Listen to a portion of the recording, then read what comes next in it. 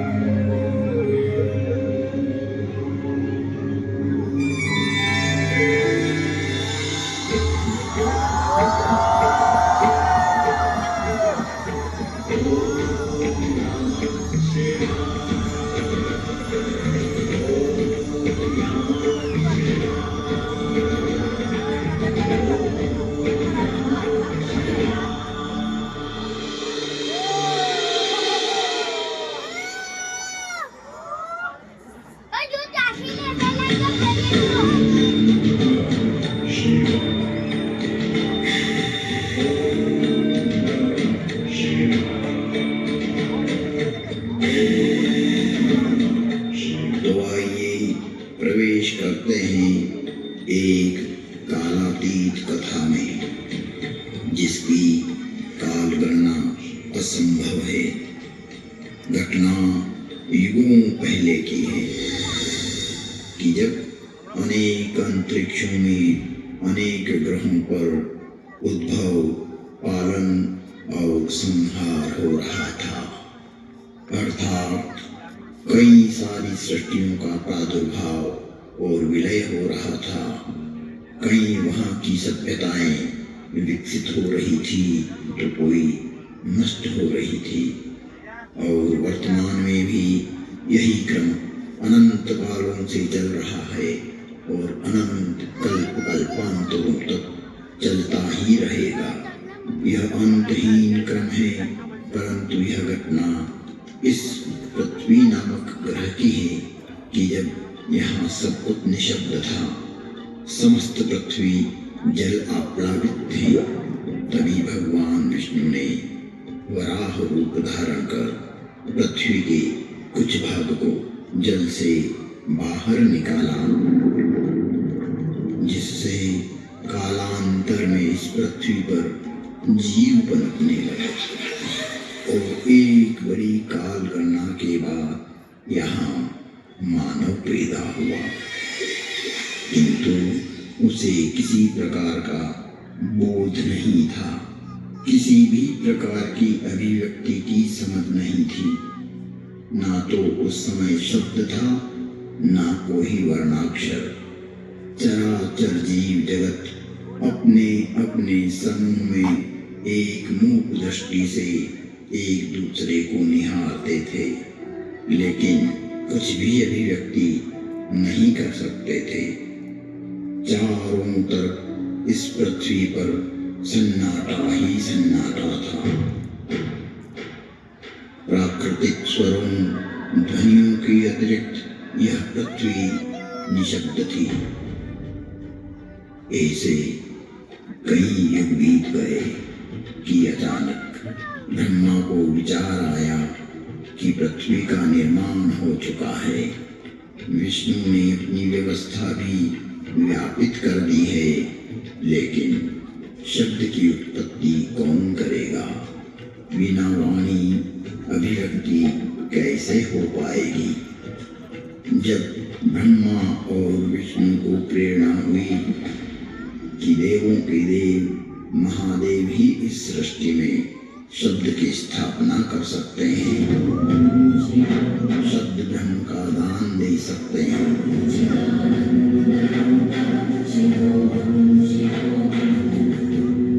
परंतु शिव का समय अधिकतर समाधि में ही व्यतीत होता था। जगत में वेद की स्थापना के लिए, मनुष्यों में, प्राणियों में सत्य, प्रेम और करुणा की भावना प्रकट करने के लिए, शब्द को देह देने के लिए महादेव को समाधि से जगाना अति आवश्यक है। जब ब्रह्मा, विष्णु और सारे देवताओं ने महर्षि पाणिनि को प्रेरणा की कि वो महादेव को प्रसन्न कर जगत में शब्द प्रकट करने की प्रार्थना करें,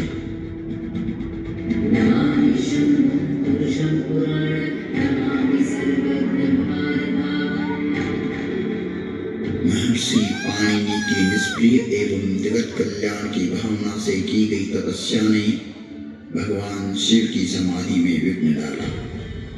महादेव की समाधि असमय भंग हो गई। महादेव के जागते ही उनका रौद्र रूप प्रकट हुआ और उन्होंने अपना नाद शस्त्र डमरू उठाया और भयंकर तांडव करने लगे।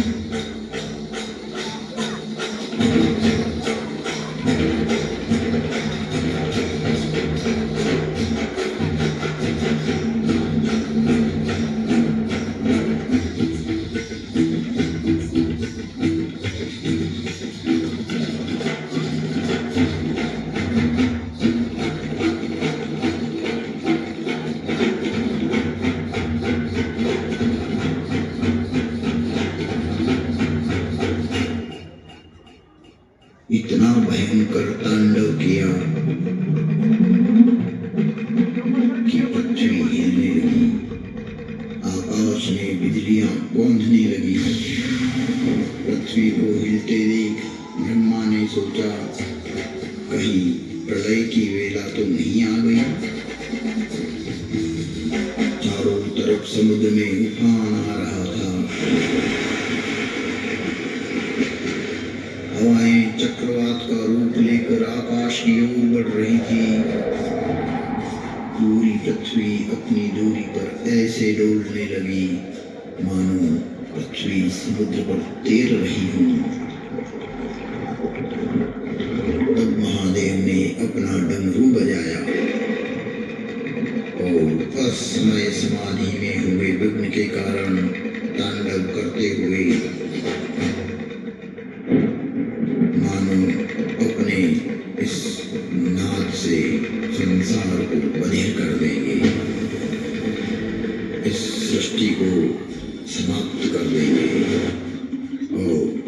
उसकी तीव्रता को प्रकट करते हुए प्रचंड एवं भीषण गणगोर ध्वनियां पैदा करते हुए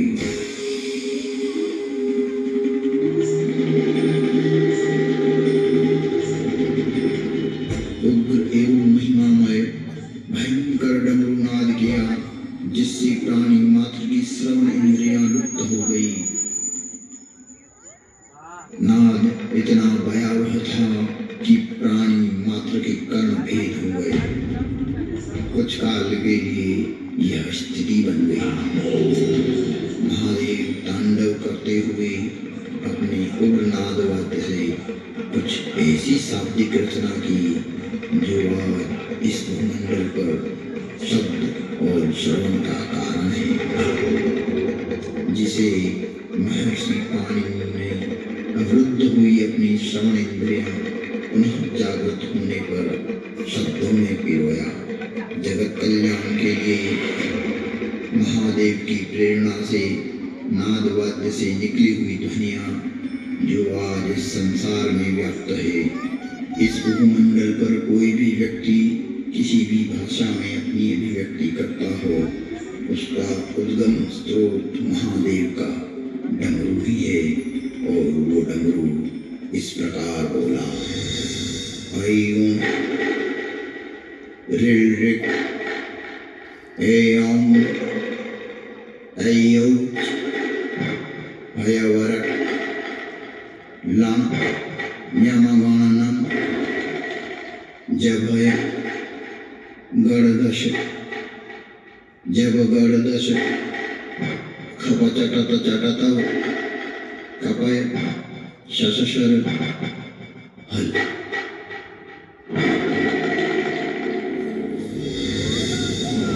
ऐं ऋऋक् ऐं ऐऔच हयवरट् लम् यमगणनम् जभय गणदश जब गणदश खपचटत चटतव कपय शशशर हल।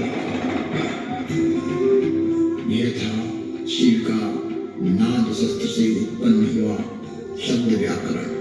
इससे शब्द की संरचना हुई और डमरू ने जिस प्रकार ये 14 शिव सूत्र परमात्मा शिव ने जगत को दिए, वो आज सभी की अभिव्यक्ति का कारण है।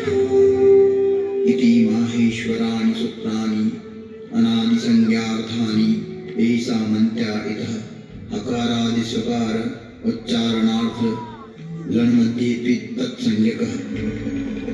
शिव के नाद तांडव के बाद संज्ञा, संधि, ओष्ठ, जिह्वा, कंठ, नासिका, पुल्लिंग, स्त्रीलिंग, नपुंसकलिंग आदि आदि वर्णों की उत्पत्ति के स्थान तय हुए।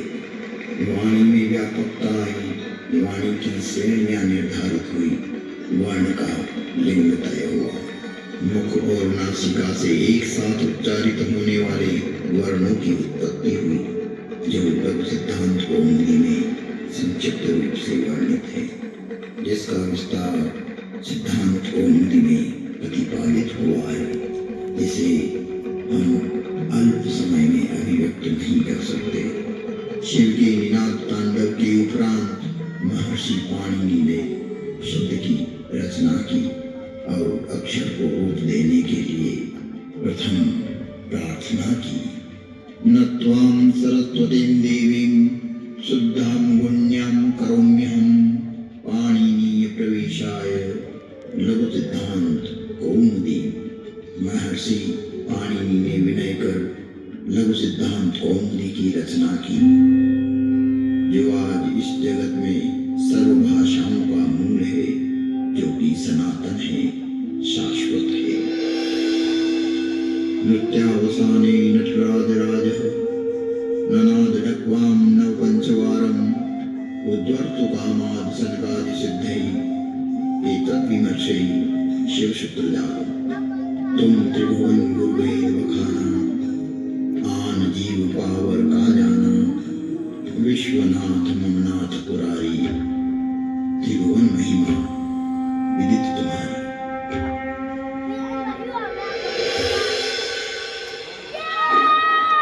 नमस्कार।